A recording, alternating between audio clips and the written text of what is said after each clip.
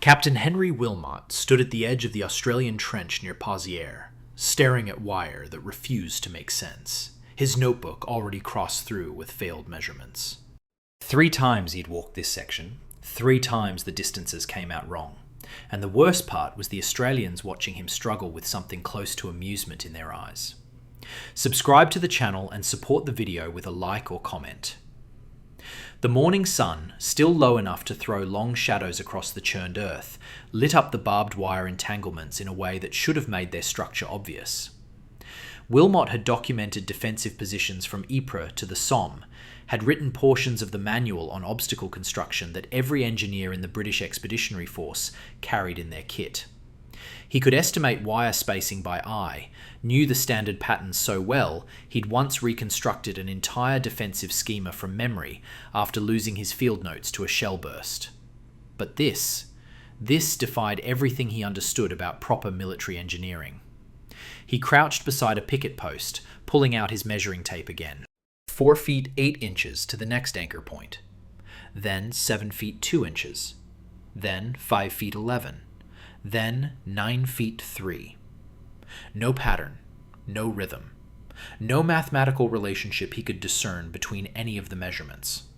The apron wire, which should have been laid at a consistent 45-degree angle according to every doctrine he'd studied, instead jutted out at apparently random intervals, some shallow, some steep, some barely angled at all.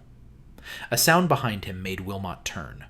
Sergeant Mick Driscoll, a sapper from the 3rd Australian Division, stood on the duckboard with his arms crossed, working a wad of tobacco in his cheek.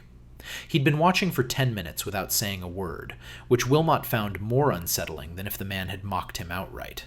"Having trouble, sir?" Driscoll's accent carried that distinctive Melbourne flatness that Wilmot had learned to associate with barely concealed contempt for British authority. Quote 1, Wilmot said, keeping his voice level. Quote 2. Driscoll shifted his weight, spat tobacco juice onto the duckboard where it formed a dark pool. Quote 3. Quote 4. Wilmot gestured at his notebook, at the crossed-out measurements. Quote 5. Quote 6. Driscoll said, the words hung in the morning air. Somewhere down the line, someone was brewing tea, the smell of it mixing with cordite residue and latrine stench that never quite left the trenches. A Lewis gun stammered in the distance, probably some jumpy private firing at movement that was just wire shifting in the wind. Quote 7, Wilmot said. Quote 8. Quote 9. Driscoll shifted the tobacco to his other cheek. Quote 10. Wilmot looked back at the tangle of barbed wire, at the seemingly chaotic arrangement that had occupied 2 hours of his morning. Something moved behind Driscoll's eyes, something that might have been memory. Or they learned to stay in the trench after dark. A shell landed somewhere to the north, the crump of it felt more than heard at this distance. Wilmot waited for the echo to fade before pressing on. "Sergeant, I'm not trying to criticize your work. Corps Command wants to potentially adopt successful innovations across the line. If your methods are proving effective, you want to know if it's effective?" Driscoll pointed toward no man's land without moving from his position on the duckboard. Quote 18. Wilmot wrote this down, his hand moving automatically while his mind tried to process the implications. Quote 19. Quote 20. Driscoll's jaw worked the tobacco thoughtfully. "Except they can't time cuts on wire that's got no timing to it. Can't work as a team when every section's different. And they sure as hell can't get through fast when they keep expecting the next picket to be where it ain't."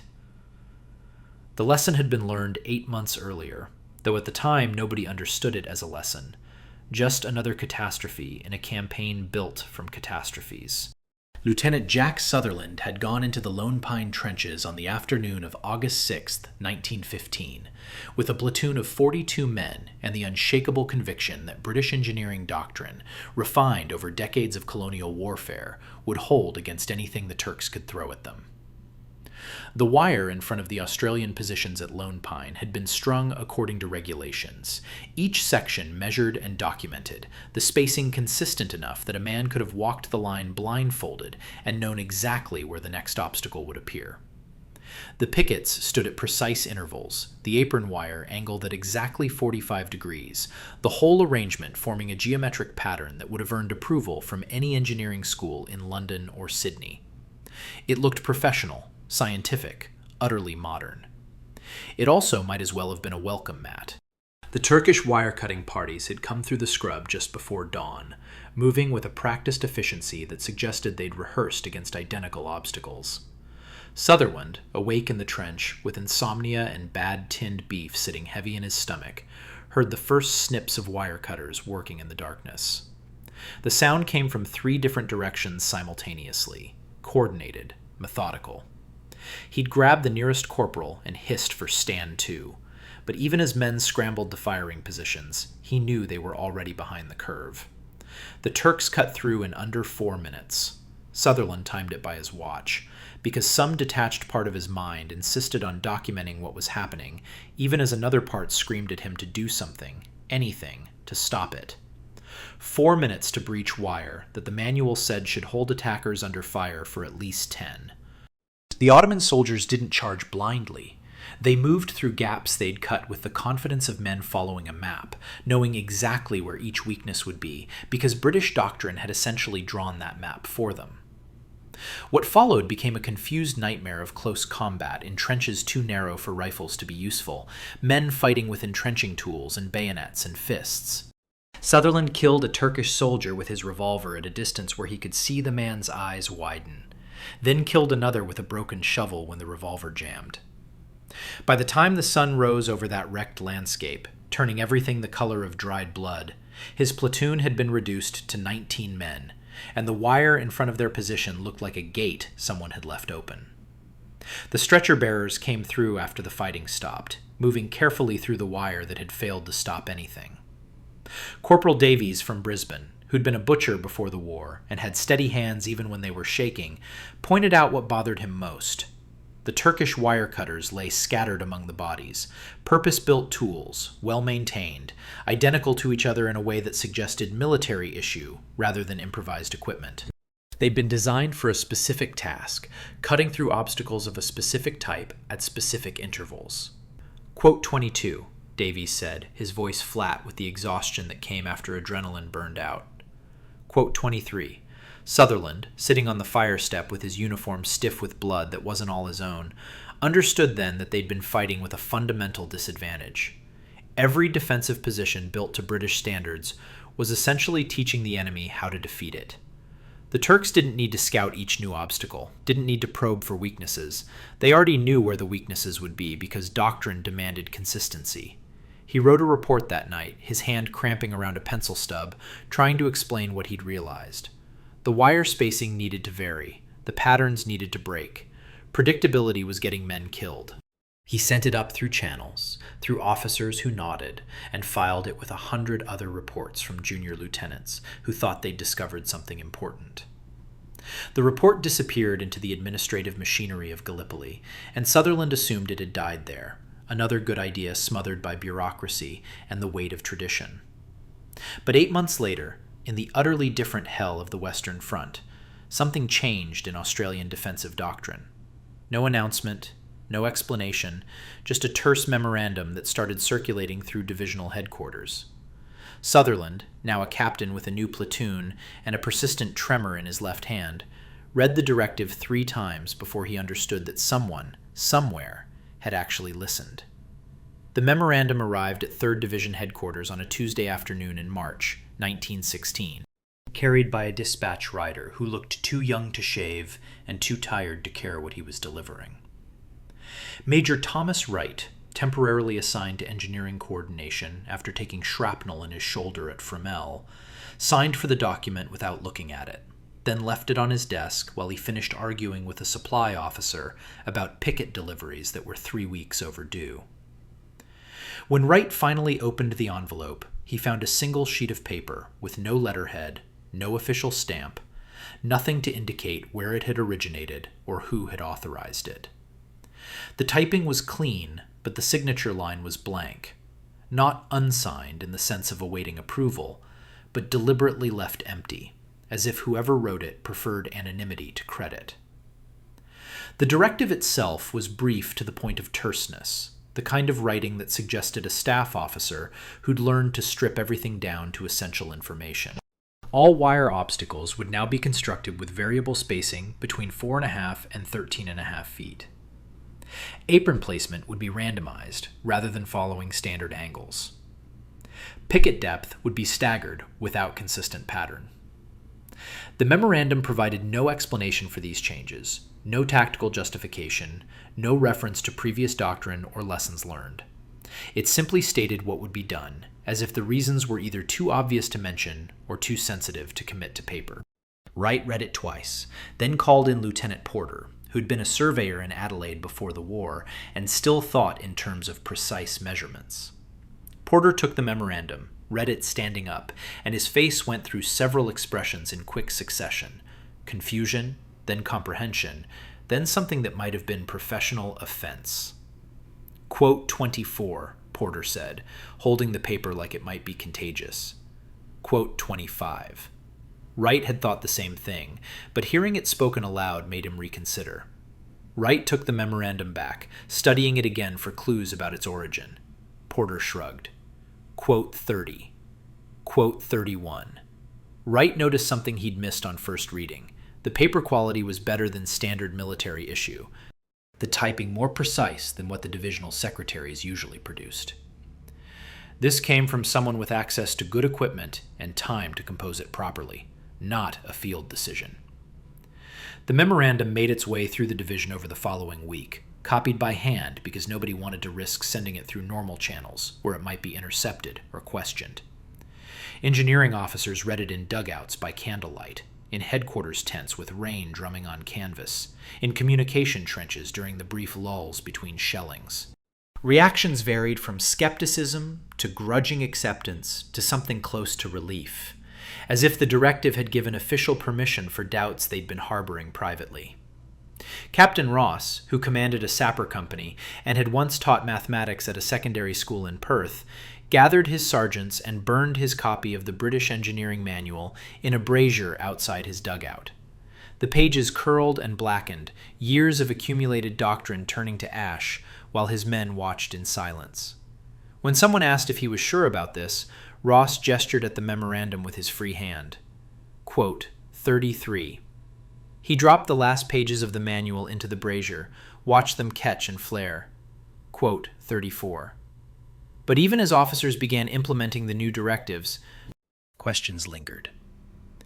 Why had the memorandum come without attribution? Why no official announcement through proper channels? Some speculated it was Brudenell White's work. The chief of staff at Anzac Corps had a reputation for terse communication and innovative thinking. Others thought it might have originated from someone who'd survived Gallipoli and didn't want their name attached to a document that contradicted years of British military tradition. A few wondered if it was even officially sanctioned, or if they were following orders that might be disavowed if things went wrong. Wright kept his copy of the memorandum in his pocket, the paper growing soft and creased from repeated handling. He'd show it to visiting British officers when they questioned Australian wire placement, watch their faces as they read words that provided no justification, no explanation, just instructions that seemed to come from nowhere and everywhere at once. Most of them didn't know what to make of it. Neither did Wright. But every night, when work parties went out to string wire in patterns that made no geometric sense, he wondered who had written those spare, precise sentences, and whether they understood how much faith they were asking men to place in an unsigned piece of paper. The work parties went out after midnight, when the moon was down, moving through communication trenches that smelled of stagnant water and rotting sandbags. Corporal Billy Marsh from Melbourne led his section to the forward positions with knotted rope coiled over his shoulder, each knot tied by feel rather than measurement, spaced according to no system anyone could have documented. He'd spent 3 nights practicing in a reserve trench, learning to judge distances through his fingertips in complete darkness, until the rope became an extension of his hands rather than a tool he was using. The German flares went up sporadically, magnesium bright and hissing, turning no man's land into a landscape of stark shadows and sudden illumination. When the light bloomed overhead, Marsh and his men froze in whatever position they'd been moving, became part of the wreckage-strewn earth until darkness returned. They'd learned this stillness at Gallipoli, where Turkish snipers would fire at anything that moved under flare light, and the lesson had transferred to this new hell without modification. Between flares, Marsh played out his rope in the darkness, fingers finding each knot, calling quiet distances to Private Henderson, who drove pickets with a rubber-coated mallet that made dull thumping sounds instead of the sharp metal-on-metal ring that would carry across to German listening posts. 4 knots meant roughly 6 feet. 7 knots meant 9.5. 3 knots meant just under 5. The measurements were approximate, deliberately imprecise, and Marsh varied them further based on instinct and the terrain beneath his boots. Henderson, who'd been a carpenter before the war and understood materials the way some men understood horses or women, drove each picket at angles that would have horrified his old foreman. Some went in nearly vertical, others canted at sharp angles that seemed structurally unsound. He judged the soil by how the mallet felt in his hands, adjusted depth and angle accordingly, created a forest of posts that looked like they'd been planted by someone who didn't know what they were doing or didn't care. But Henderson cared intensely. He just cared about different outcomes than the manual specified. The barbed wire came off wooden spools, 18-inch German wire they'd captured in a raid 2 weeks earlier and were now using against its former owners. Marsh liked the irony of that, though he kept the thought to himself as he strung wire from picket to picket, maintaining tension that varied based on nothing more than how it felt in his gloved hands. Too tight, and it would sing in the wind, give away positions. Too loose, and it would sag, create gaps. He aimed for something in between, something that would hold a man without announcing its presence. A German flare caught them halfway through the work, and Marsh dropped flat with wire still in his hands, feeling the barbs dig through his gloves into his palms. He stayed motionless while the flare descended on its parachute, turning the shattered landscape silver and black, every shell hole and body and piece of abandoned equipment standing out in relief. The wire he'd been stringing hung between pickets like spider silk, catching the light. For 20 seconds he waited, counting heartbeats, wondering if a German observer had seen movement before they froze. No shots came. The flare died in a shell hole 30 yards to their left, sputtered out against mud that had once been someone's farm. Marsh exhaled slowly, tasted cordite and his own fear, then continued working. His hands were bleeding inside his gloves, but he didn't stop. The section had to be finished before dawn, or they'd have to come back tomorrow night and risk the same ground twice. By the time they crawled back to the trench, 3 hours before sunrise, they'd created something that looked like the work of drunk men or madmen. The wire ran at inconsistent heights, connected pickets that stood at seemingly random intervals, formed patterns that would have failed any engineering inspection. Henderson examined their work as much as he could in the darkness, running his hands along wire to check tension, and pronounced it good with the satisfaction of a craftsman who'd built something that would last. 3 nights later, a German raiding party came through the sector. Marsh was asleep in a dugout when the first sounds reached him. Not the expected noise of wire cutters working efficiently, but confused movement, whispered conversation that sounded angry. He grabbed his rifle and moved to a firing position, found Lieutenant Kerr already there with binoculars pressed to his eyes, though what he could see in the darkness was questionable. Quote, 35, Kerr said quietly. Quote, 36. Marsh listened. The sounds from no man's land had an increasingly desperate quality. Wire cutters snipped in multiple locations, but the expected rhythm of coordinated breaching wasn't there.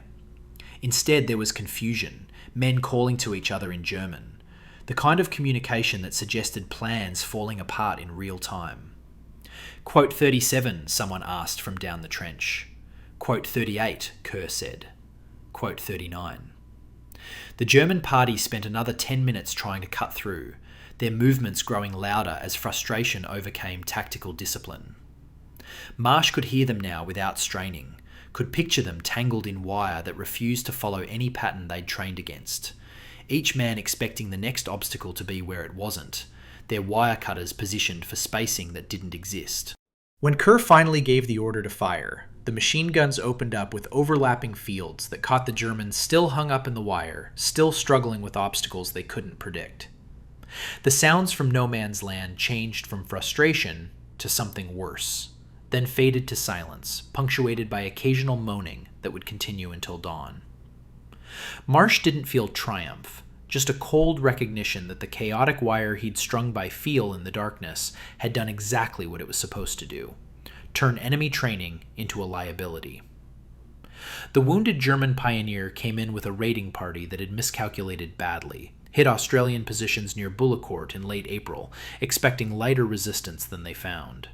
Private Ernst Vogel took a bullet through his thigh and couldn't move fast enough when his section retreated. Got left behind in a shell hole where he wrapped his leg with field dressings and waited for either death or capture. The Australians found him after dawn, still conscious, his face gray with blood loss, but his eyes sharp with anger. Lieutenant Shaw brought him back to battalion headquarters, where Captain Morris, who spoke German with a Hamburg accent acquired during 10 years selling insurance policies to merchants along the Elbe, conducted the initial interrogation. Vogel sat on an ammunition crate with his wounded leg stretched out, field dressings already soaked through, and refused morphine until Morris explained they weren't going to let him die before he'd been properly questioned. Even then, Vogel took the injection with visible resentment, as if accepting pain relief was a form of cooperation he hadn't authorized. Morris started with standard questions: unit designation, strength, recent movements, and Vogel provided minimal answers in a voice tight with suppressed pain. But when Morris asked about the wire obstacles in front of Australian positions, something shifted in the German's demeanor. The anger that had been directed at his capture found a new target, and words came out in a rush that Morris had to slow down twice to properly translate. Quote, 40, Vogel said, the morphine loosening his tongue but not his indignation. Quote, 41. Morris translated this for Major Hudson, who stood behind him taking notes with interest that went beyond standard intelligence gathering. Hudson had been an engineer before the war, had designed railway bridges in New South Wales, and he understood systems in a way that made him valuable for this kind of interrogation. Quote 42, Hudson said. Vogel's answer, when it came, contained technical details mixed with personal frustration that Morris found himself editing slightly in translation. The German explained how pioneer companies were trained to work in 3-man teams, each member responsible for cutting wire at specific intervals while maintaining visual contact with the others. The system depended on predictable spacing. First man cuts, advances 7 feet, cuts again while second man cuts at the original position, third man follows behind, securing the breach. Practice teams could move through standard wire obstacles like they were following a dance pattern they'd memorized. Vogel said, gesturing with his hands in a way that suggested he was reliving the experience. Quote, 44 Morris translated this carefully, noting Hudson's expression shifting from professional interest to something closer to satisfaction.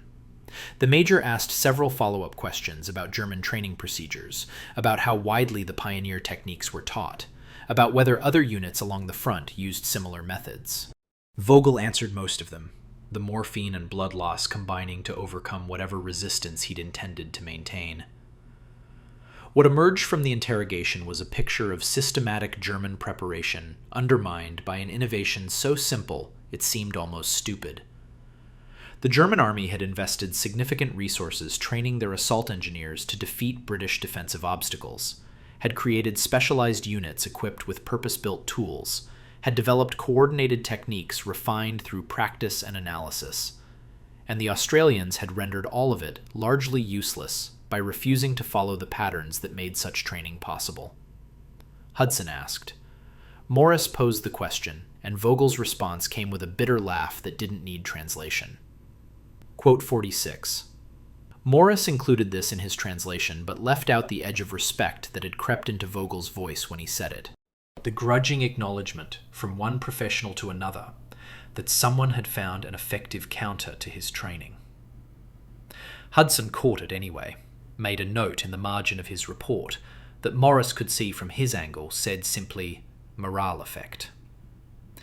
They sent Vogel to a field hospital, where surgeons would try to save his leg, and Morris wrote up the interrogation in technical language that stripped away most of the emotion. But walking back to his quarters that evening, he found himself thinking about the Germans' anger, about how it felt to have 6 weeks of training rendered useless by wire strung without pattern.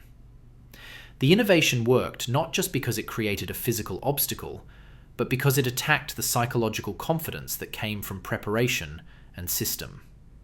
Shaw found Morris that night in the officers' mess, nursing a tin cup of something that was allegedly tea. The lieutenant had been present for part of the interrogation and had questions that Morris suspected had no good answers. "If Jerry knows now that our wire spacing is intentional," Shaw said, "won't they just adapt?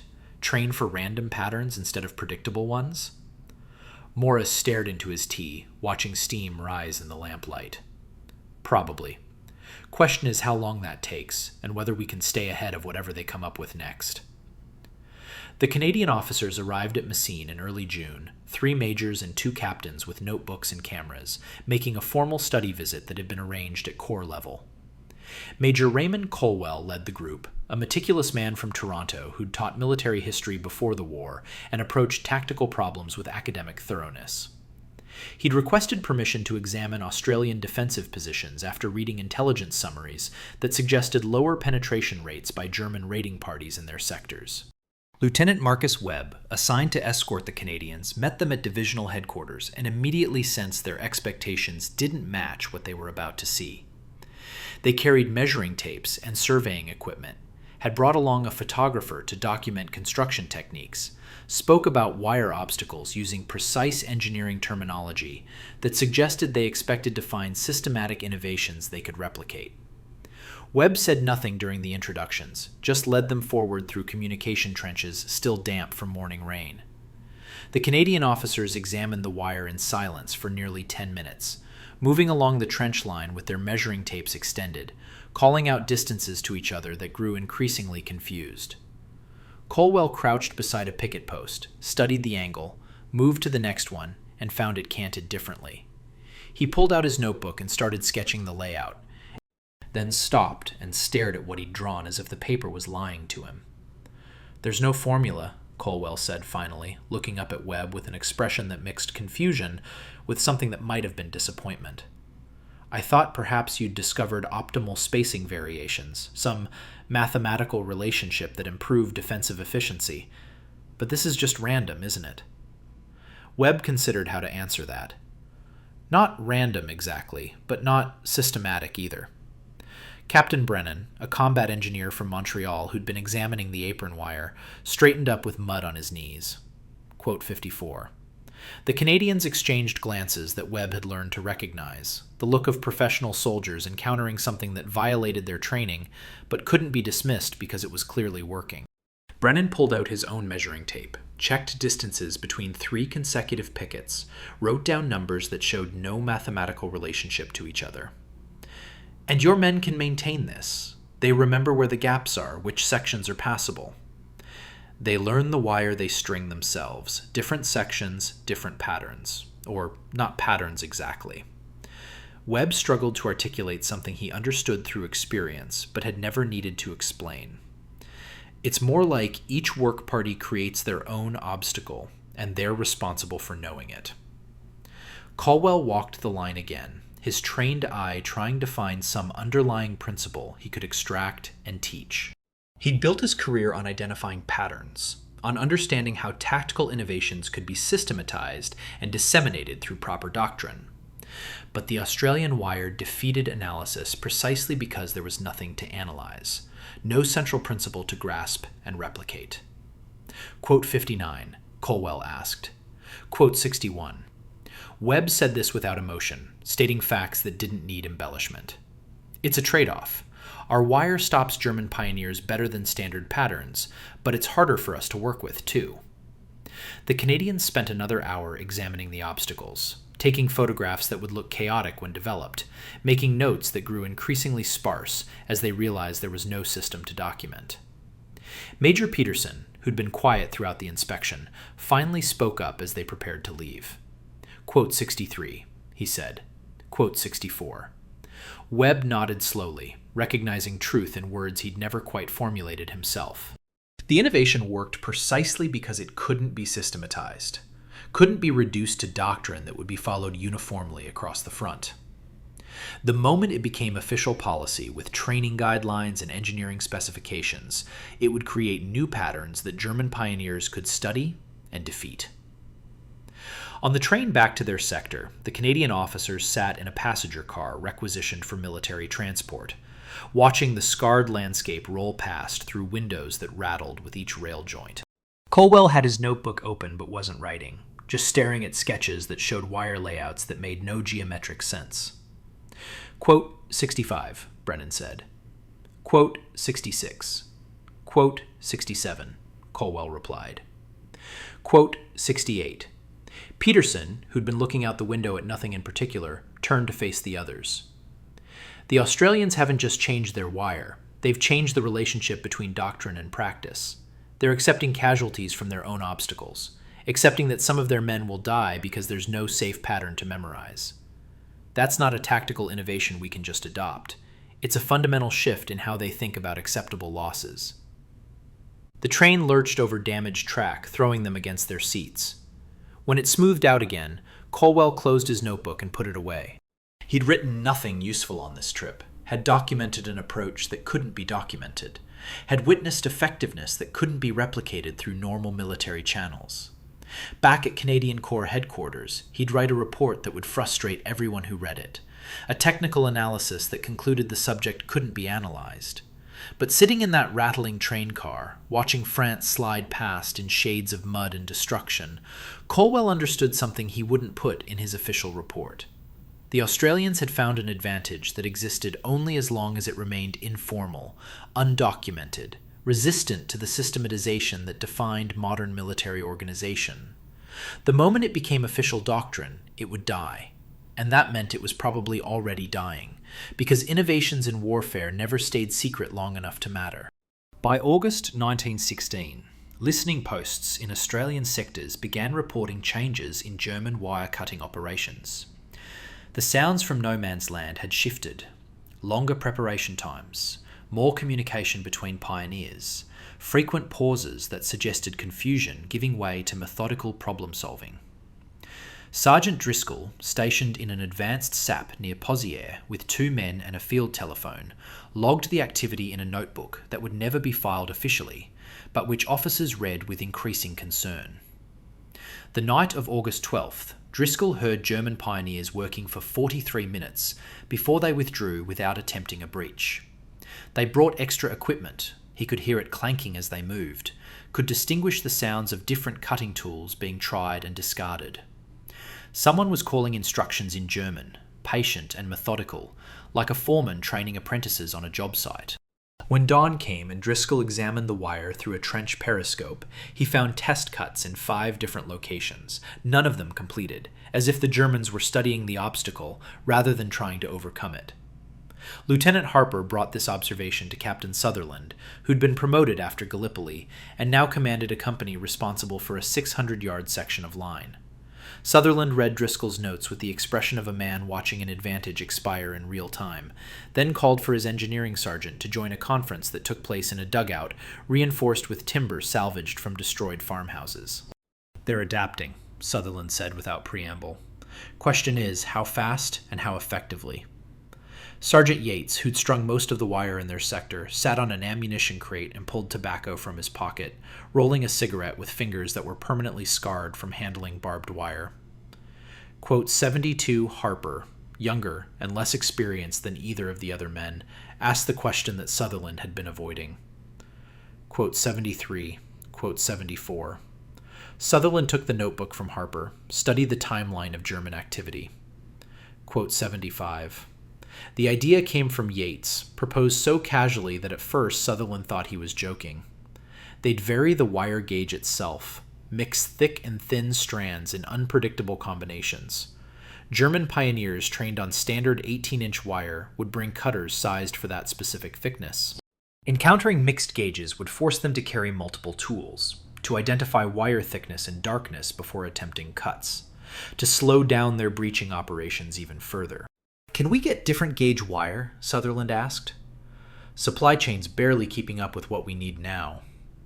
"Don't need supply to approve it," Yates said, smoke curling from his cigarette in the dugout's stale air. The idea violated regulations about material standardization, about quality control and engineering specifications. It also made immediate tactical sense in a way that Sutherland recognized from Gallipoli, where formal doctrine had gotten men killed, and improvisation had sometimes kept them alive. He authorized Yates to begin mixing wire gauges that night, with explicit instructions that no written record should be created, no requisition forms filed, nothing that would alert higher command to the modification until it had proven effective or catastrophically failed. Work parties went out with spools of mismatched wire, stringing obstacles that looked even more chaotic than before. Thick German wire alternated with thinner British strands. Sections of French wire with unusual barb patterns appeared randomly. Captured Austrian wire from positions overrun months earlier got incorporated into defensive belts that became nightmares of incompatibility. Men cursed while working with materials that didn't splice cleanly together, that required different handling techniques, that turned already difficult work into exercises in improvised problem solving. Private Kemp, stringing wire during a night when German artillery was mercifully quiet, found himself working with 3 different gauges across a 30-foot section. His hands, even through thick gloves, could feel the differences in thickness, in flexibility, in how the barbs were spaced. He wondered what German wire cutters would make of this chaos. Imagined them fumbling in darkness, trying to identify what they were cutting, their training rendered useless one more time by Australian refusal to follow any pattern that could be learned.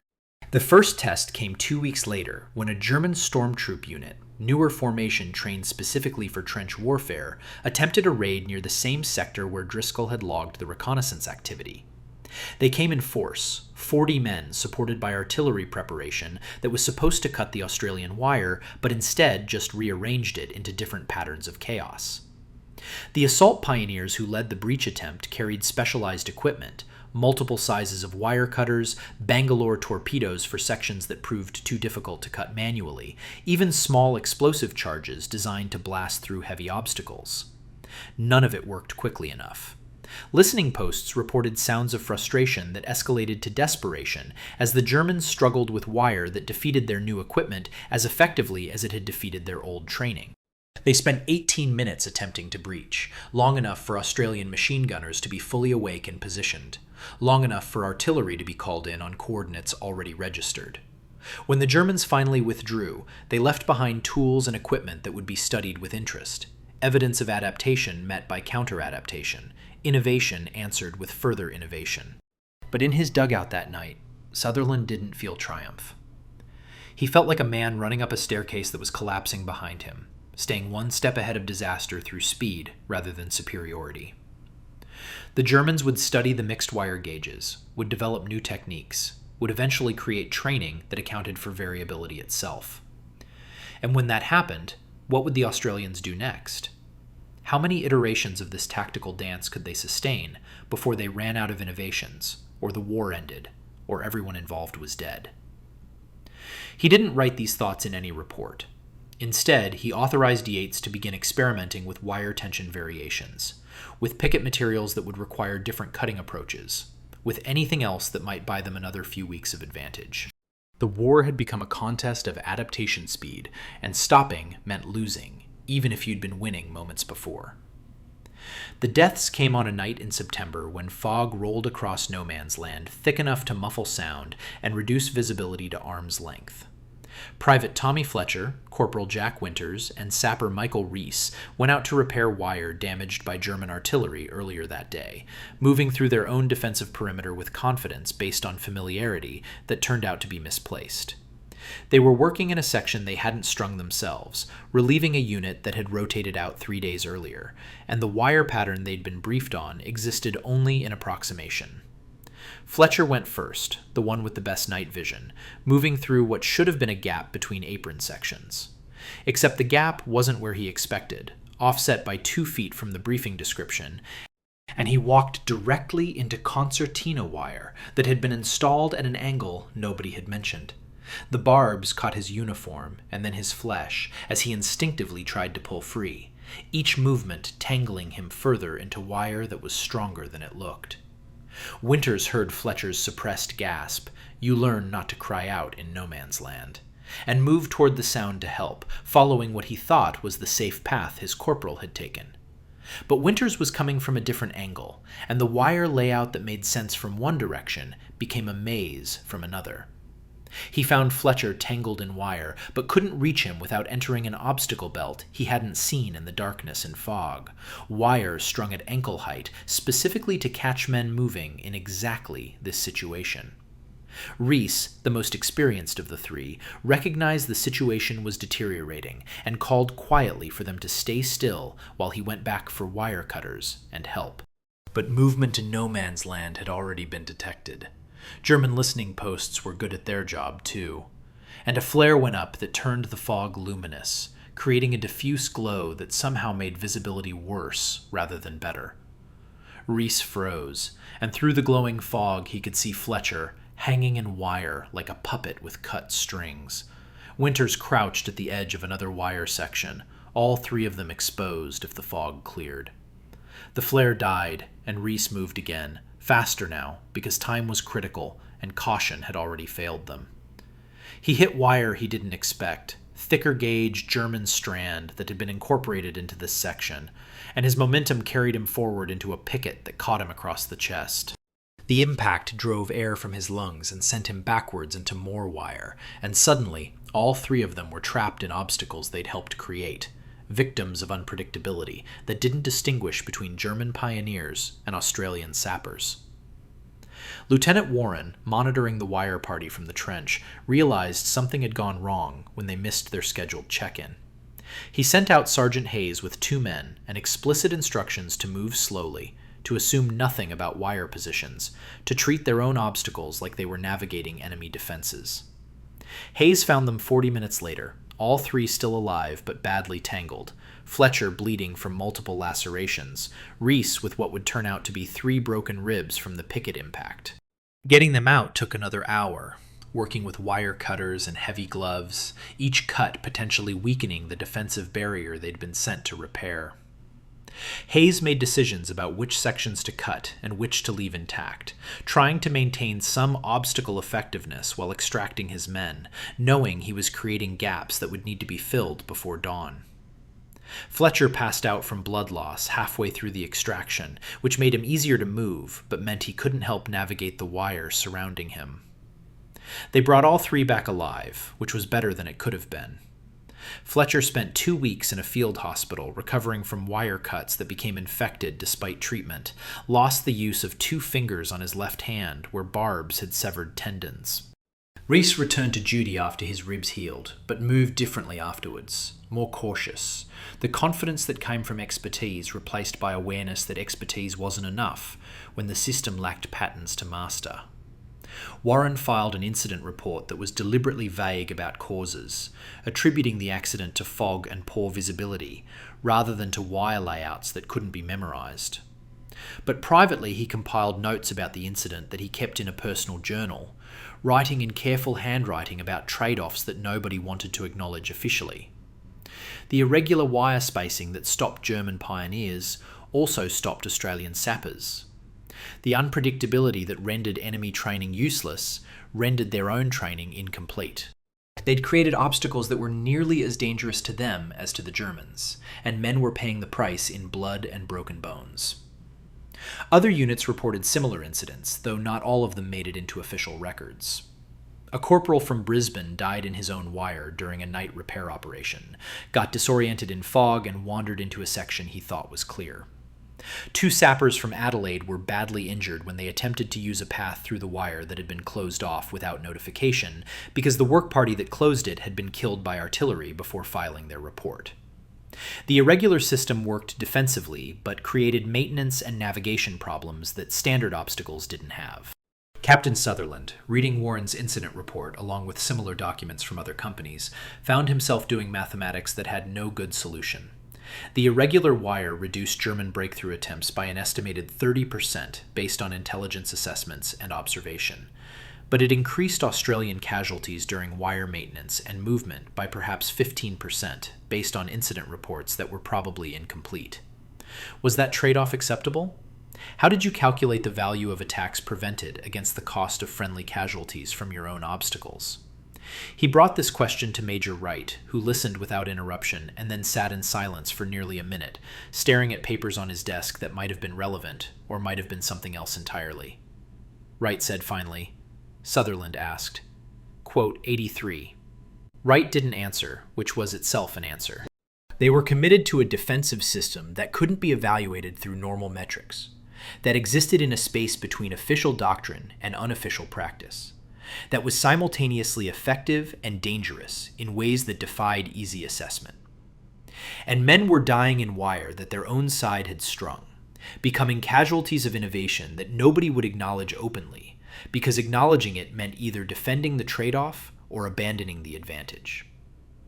The request from British engineering committees arrived in February 1919, 3 months after the armistice, typed on official letterhead with proper administrative codes and routing numbers. It asked Australian Command to provide comprehensive documentation of defensive wire techniques developed during the war, specifically mentioning irregular spacing methods that had shown effectiveness against German raiding operations. The request cited corps-level reports, intelligence assessments, and captured German documents that referenced Australian wire as presenting unique challenges requiring specialized counter-training. Major Wright, still at his desk despite expecting demobilization orders any day, read the request twice and realized he had nothing to send them. There was no comprehensive documentation because none had ever been created. The innovation had spread through informal channels, verbal instructions, that single unsigned memorandum that he still had folded in his jacket pocket. He could provide after-action reports, incident summaries, intelligence assessments of enemy reactions. But the British were asking for engineering specifications, training protocols, systematic analysis of methods that had never been systematic. He drafted a response that took 3 attempts to get right, each version trying different approaches to explaining why he couldn't provide what they wanted. The first version was too technical, got lost in details about variable spacing ranges and material combinations that sounded more organized than the actual practice had been. The second was too vague, read like an officer hiding information rather than admitting information didn't exist.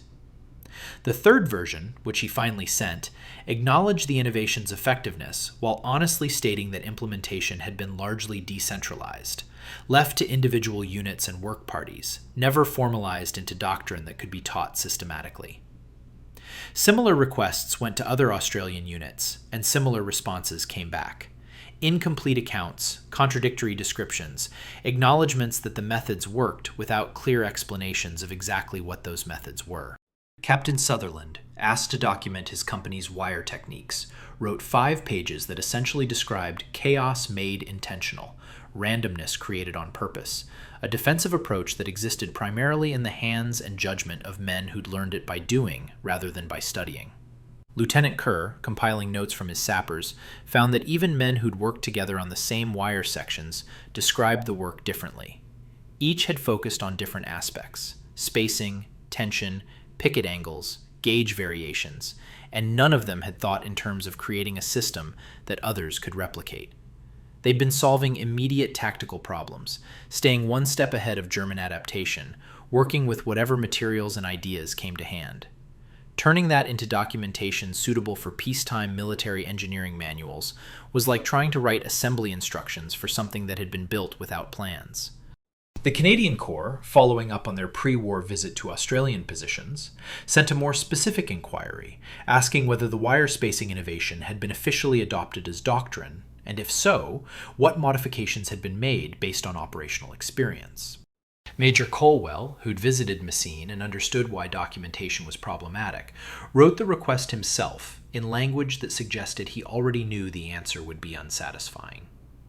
The response confirmed his suspicions. The techniques had never been official doctrine, remained informal practice that varied between units, and were being quietly discontinued now that the war was over and standardization was returning. Wright found this last detail in a memorandum from Divisional Command, buried among dozens of post-war administrative directives. Australian defensive positions in occupied Germany were to be constructed according to standard British engineering specifications.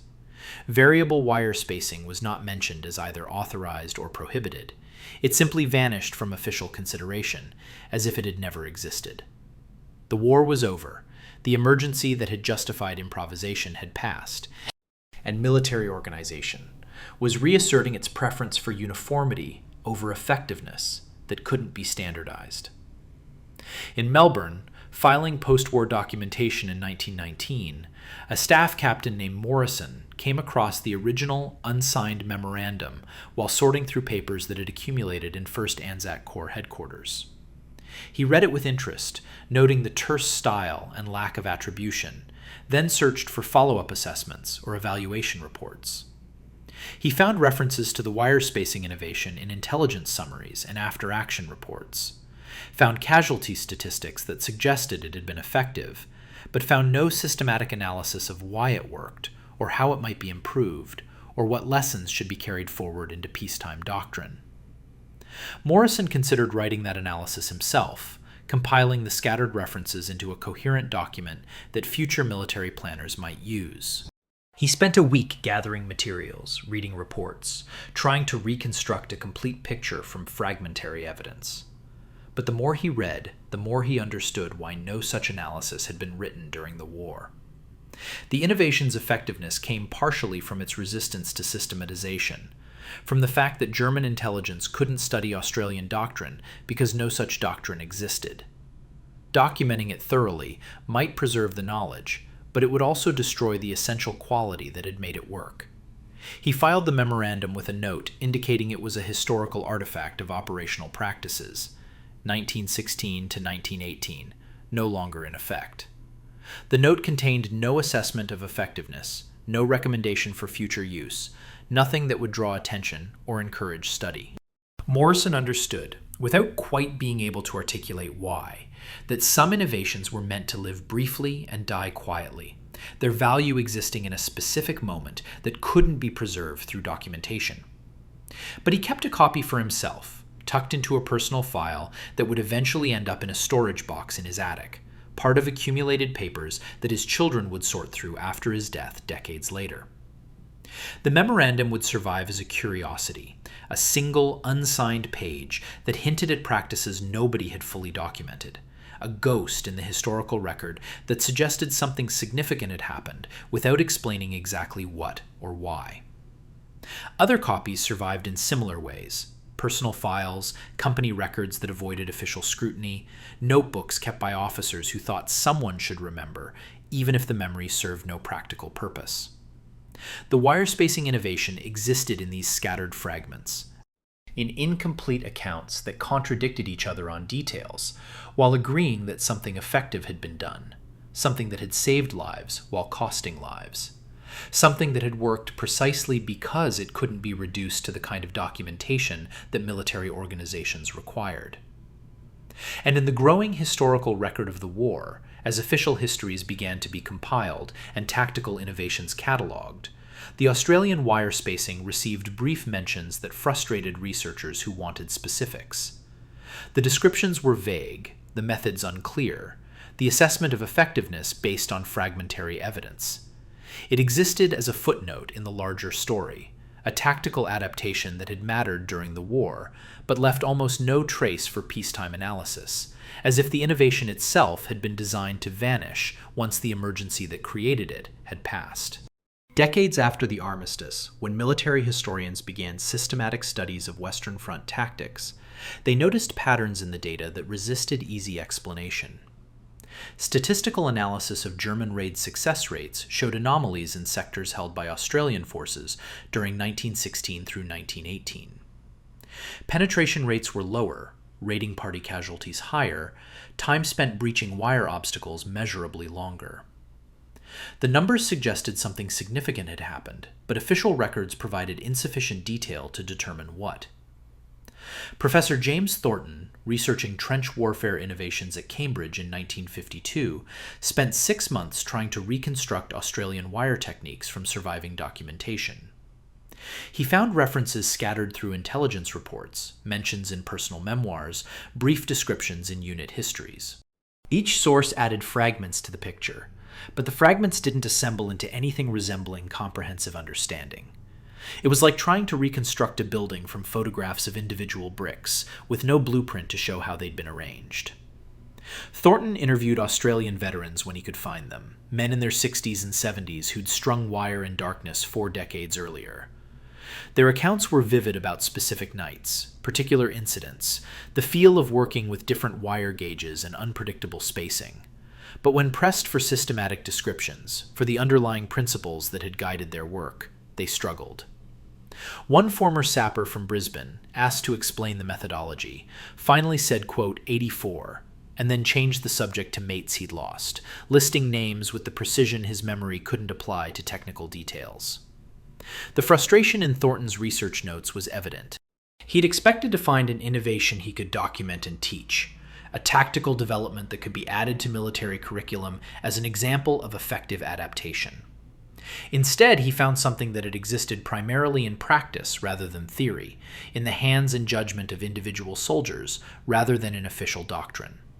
It had worked, the evidence strongly suggested that, but exactly how it worked and why it couldn't be replicated remained elusive. Other researchers encountered similar problems. Military archives in Australia contained some documentation, but much had been lost or destroyed during post-war reorganization when units disbanded and records were consolidated. The unsigned memorandum that had apparently initiated the practice turned up in several collections, always without attribution, always lacking the follow-up assessments that would normally accompany such a directive. It stood alone as an artifact of decision-making that had left no paper trail of justification or evaluation. German military records, studied after 1945 when archives became accessible, provided indirect confirmation. Training documents from 1917 showed modified instruction for pioneer units, specifically addressing wire obstacles with irregular spacing. The Germans had recognized the problem and attempted to adapt, developing techniques for breaching unpredictable defenses. But the training modifications came late in the war and were never fully implemented before the armistice. The Australians had gained an advantage and held it long enough to matter, then watched it disappear into historical obscurity. By the 1960s, when interest in First World War tactical innovations experienced a revival among military historians, the Australian wire spacing had become a frustrating gap in the record. Everyone researching the topic encountered it as a statistical anomaly that seemed important but couldn't be fully explained. Conference papers mentioned it with appropriate caveats about incomplete documentation. Dissertations included it in chapters on defensive innovations, while acknowledging the account was necessarily incomplete. An old sapper, interviewed in 1965 for an oral history project, provided the most honest summary when asked about the wire techniques. He was 72, living in a veteran's home in Sydney, his hands still scarred from barbed wire that had cut him 5 decades earlier. He listened to the interviewer's questions about spacing patterns and engineering principles, then smiled with something that might have been amusement or sadness, or both. Quote 85, he said. Quote 86. The interviewer pressed for technical details, but the veteran had shifted to talking about men he'd served with, listing names and what had happened to them, his memory precise about people in ways it wasn't about methodology. The wire spacing innovation had saved some of those men and failed to save others, had been important during the war, but was less important now than remembering the names of the dead, carrying them forward when official records might forget. The historical record remained incomplete, which perhaps was appropriate for an innovation that had succeeded partly through refusing to be complete or systematic. It existed in fragments and contradictions, in statistical anomalies and scattered accounts, in the gap between what was done and what was documented. Historians continued to note its existence, to mention it in studies of trench warfare, to acknowledge that something significant had occurred, even if the details remained frustratingly vague. And the Australian wire spacing lived on primarily as a question mark in the history of military innovation. Effective but unexplained, important but unpreserved. A tactical adaptation that had mattered intensely during the war, but left almost no trace for those who came after. If you found this exploration of forgotten military innovation compelling, subscribe to the channel and support the video with a like or comment. Your engagement helps bring more untold stories from history to light.